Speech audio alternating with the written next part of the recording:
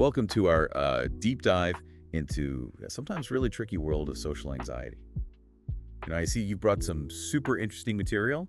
Maybe you're getting ready for a presentation or a new job, or maybe you just want to feel more comfortable like when you're around people. Either way, we're here to help you get the most out of what you've brought us. Imagine going to a party, but instead of feeling that dread, you actually feel confident and ready to go. That's the kind of change we're hoping for.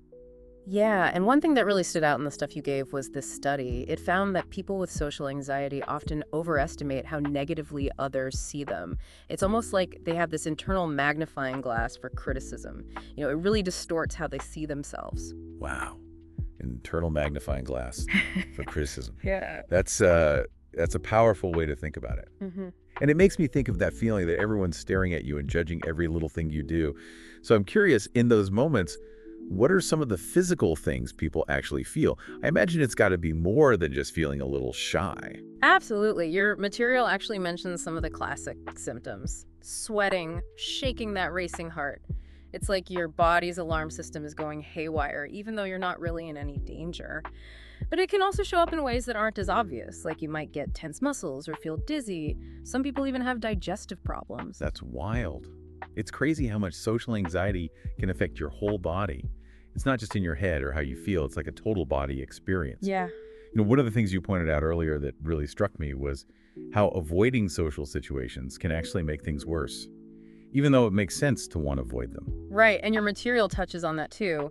When you avoid those situations, it might give you some relief in the short term. But in the long run, it just makes the fear stronger. It's like you're telling your brain over and over again, see, I told you these situations were dangerous. Mhm. And that just makes the anxiety pathways in your brain even stronger. So it's like this vicious cycle. The more you avoid things, the scarier they get. Mm. But before we get into how to break that cycle, I'm curious to understand what causes this intense social fear in the first place. Why are some people more prone to it than others? It's rarely just one thing. It's more like a perfect storm of different factors. Your material mentions genetics, so if anxiety runs in your family, you might be more likely to experience it. Then you add in life experiences, especially negative ones. Things like getting bullied or humiliated in public, or even just growing up with a lot of criticism. All of that can create the perfect conditions for social anxiety to take root. It's like our brains learn to connect social situations with danger based on what's happened to us in the past.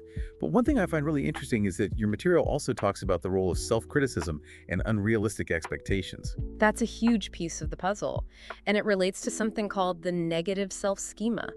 People with social anxiety often develop this deep-seated belief that they're flawed or not good enough.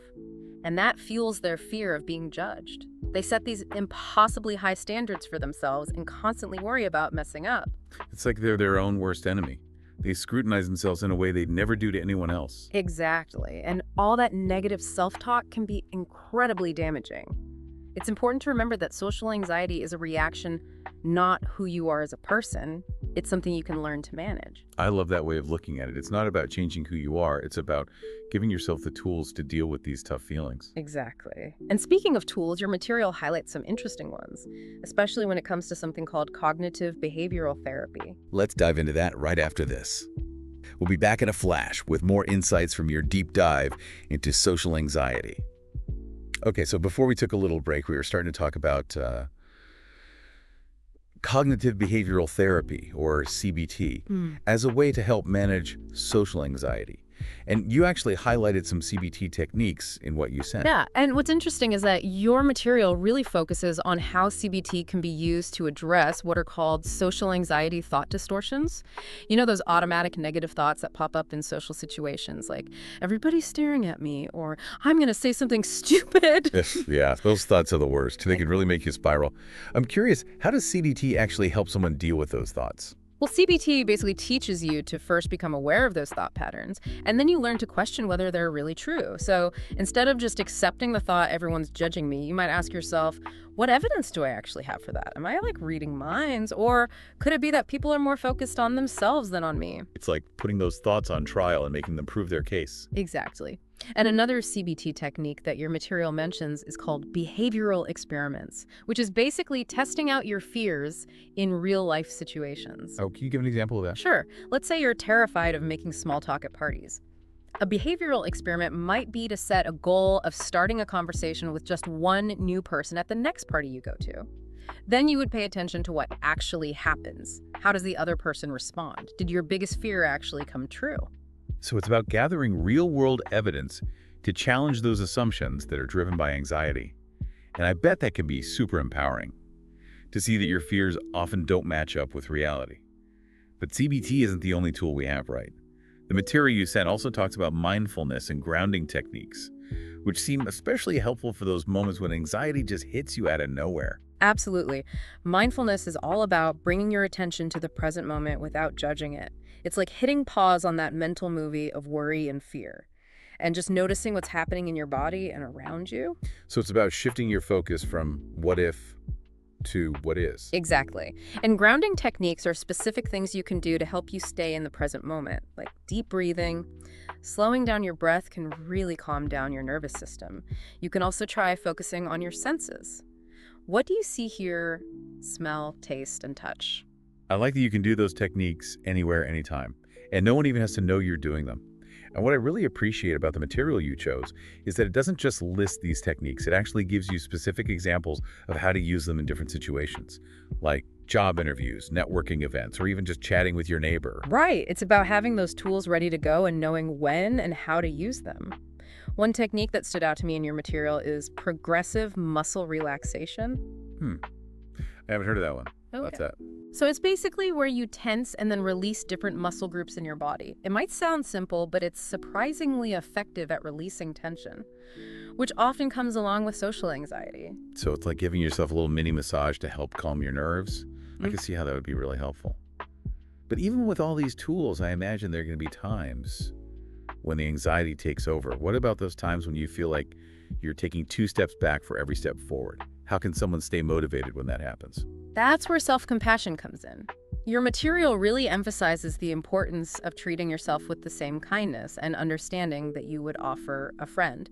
It's about acknowledging that setbacks are a normal part of this process and they don't define you.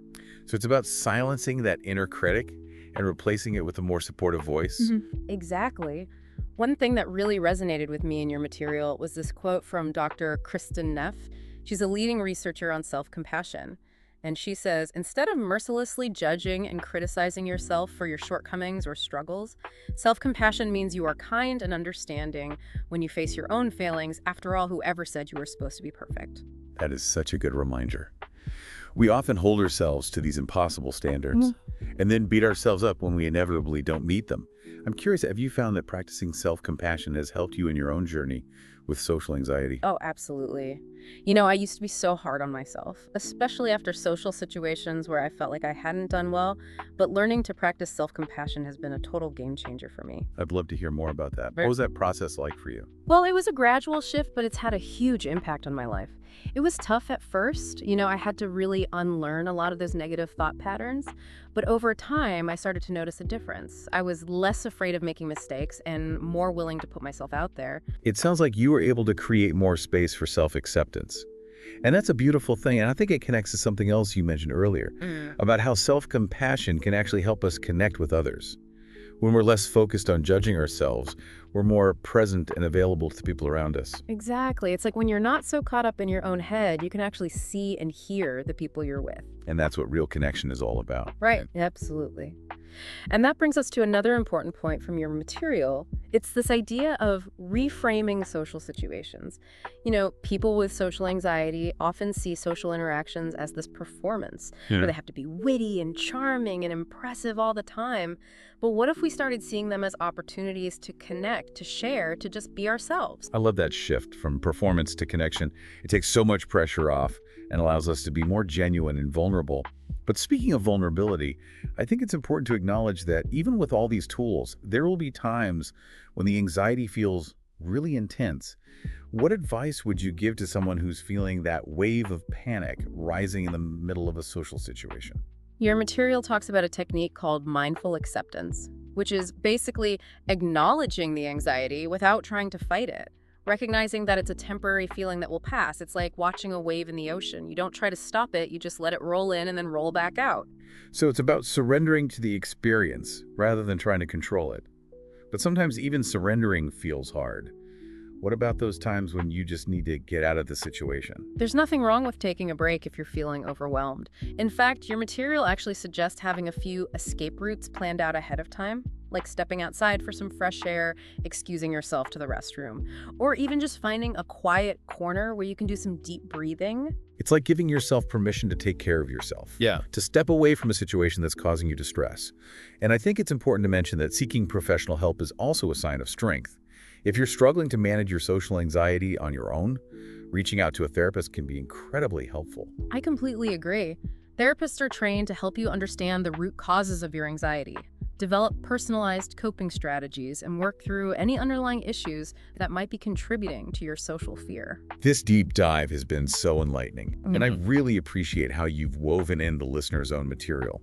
To make this a truly personal experience, it's clear they've put a lot of thought into understanding and managing their social anxiety. And I have a feeling they're leaving with some great tools and a sense of hope. I think so too.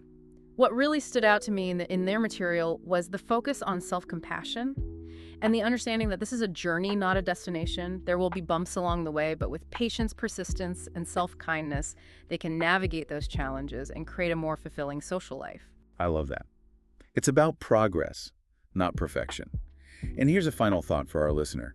If you're feeling stuck in that cycle of social anxiety, remember that even small acts of bravery can make a big difference.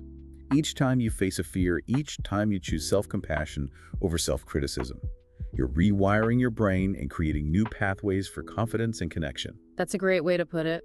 And remember, you're not alone in this. Millions of people experience social anxiety, and there are so many resources out there to support you. So be kind to yourself, celebrate your progress, and never give up on the possibility of a more confident and connected now. Thank you so much for joining us on this deep dive into social anxiety. We hope you've learned some valuable insights and feel empowered to take those next steps toward a richer social life. Until next time,